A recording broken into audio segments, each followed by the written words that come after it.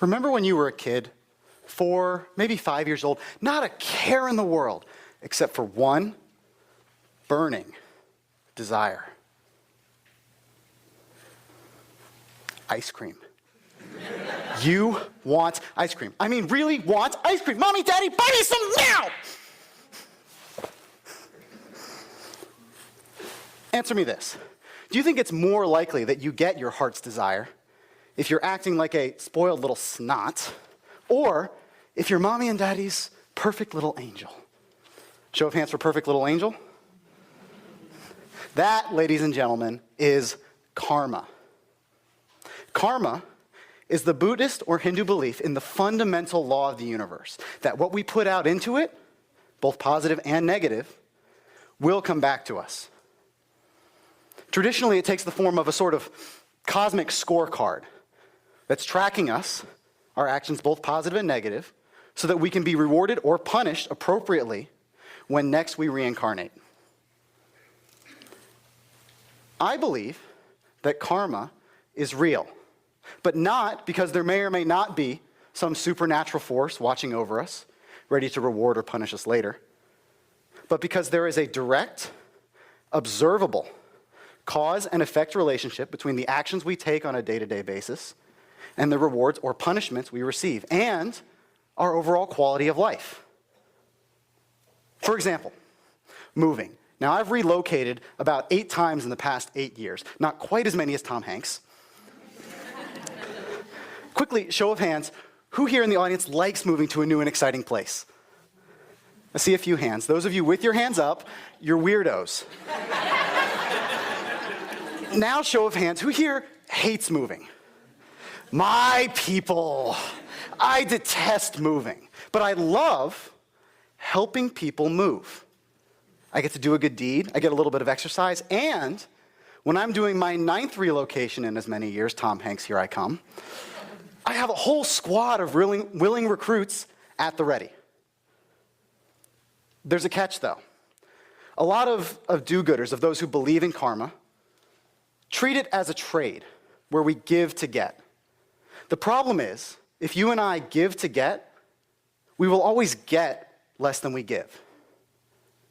If we give to get, we will always get less than we give. If you and I go out and help, let's say, 10 people move, and we make it clear that we're here to help, but we expect their help in return, most of those people will probably show up on moving day, let's say 8 out of 10.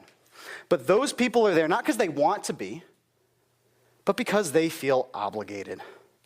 And they will only stay long enough and put in just enough effort to fulfill that obligation. Fair trade? Maybe. What if, instead of a trade, we invest in our karma? What if, instead of a trade, we invest in our karma? What if we go out and help 10 people move, and we make it clear through our words, through our actions, through our attitudes, that we're here not because we necessarily expect something directly in return, but because we want to help. We want to invest in our karma, in our relationships with those 10 people, in making them happier, in making the world around us better. We might not even get as many people that show up to help us, maybe 6. But those 6 are there not because they feel obligated, not because they have to be, but because they too want to invest in their karma, in their relationships with us, in making all of us happier, and making the world around us better. Here's the cool part. If you and I do this consistently, we go out, we help people move, we walk for charity, we volunteer at the soup kitchen, we will naturally attract to ourselves an entire community of like-minded individuals. All of us willing to put in the effort to invest in our karma, in our relationships with each other, making everybody around us happier, making the world around us better. Here's the kicker. If you and I do this, if you and I make the world a better place, we get to live in it. If you and I make the world a better place, we get to live in it. I want to share with you a story about a very close friend of mine named Paul. Everything that I had growing up, financial stability, a safe neighborhood, a loving and supportive family, all those things that I took for granted, Paul didn't have. Yet somehow, despite growing up in the slums of Philadelphia, drug-addicted father, absentee mother, he hoisted himself up by his own bootstraps, graduated valedictorian of his high school class, and got himself into the exact same Ivy League institution that I, with all my good fortune, was also able to attend. You'd think that that would be enough. But between an ongoing toxic home environment, simultaneous crippling physical and psychological trauma, and ongoing undiagnosed mental health issues, what should have been a 4-year degree turned into a decade-long fight for Paul's future. I will never forget the phone call I got from him 2 months before he was finally going to graduate to confess that he had completely run out of money. No more loans, no more grants, certainly no help from home. And he didn't have enough money for food for the next 2 months. Now, I would love to tell you that I'm the hero of this story, that I cut him a check. But I was recently graduated. I was starting my own business. I didn't have the money. But 2 couples that I knew did. 2 couples who had never met Paul. Each reached into their own pockets, pulled out $1,000 to invest in somebody they had never met. And when Paul asked, "What can I do in return?" their answer was, both of them, "Just tell them to pay it forward." I will also never forget the phone call I got the day after Paul's graduation. "Hey, Paul, what's up?" "I made it. Thanks to you, thanks to your friends, I made it. And now all of us, me, Paul, his heroes, all of us get to live in a world where somebody like Paul can make it." That's how I know that karma is real.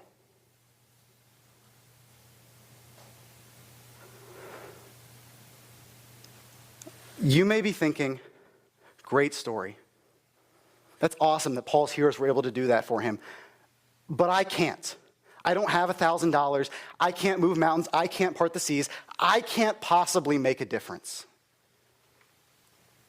Let me tell you one more story. This one's a fable, my personal favorite when I was growing up as a kid, about an elderly gentleman walking down the beach after a storm. And the storm has created a bunch of puddles that will eventually dry up. Trapped in many of these puddles are starfish that, when the puddles dry up, will die. This old man is walking along the beach, and when he comes to a starfish trapped in a puddle, he bends down, picks it up, tosses it back in the ocean. And he continues doing this until he comes across a much younger man who sees the older man walk up to a starfish,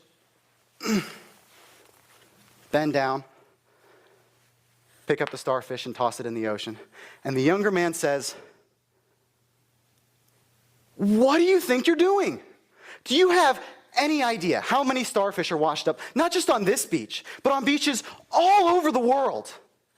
You can't possibly make a difference."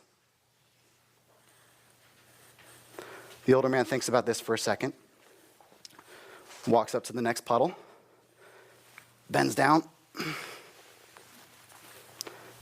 picks up another starfish, tosses it in the ocean, and says, "It made a difference to that one." Ladies and gentlemen, I challenge you to build your own karma, not as a trade, Not a give to get, where we will always get less than we give, but to invest in your karma. Go out, do good, attract to yourself an entire community of like-minded individuals, all of them working to invest in their karma, in their relationships with each other, making each other happier, making the world around all of us better. If we make the world a better place, we get to live in it. You can make a difference. One starfish at a time. Thank you.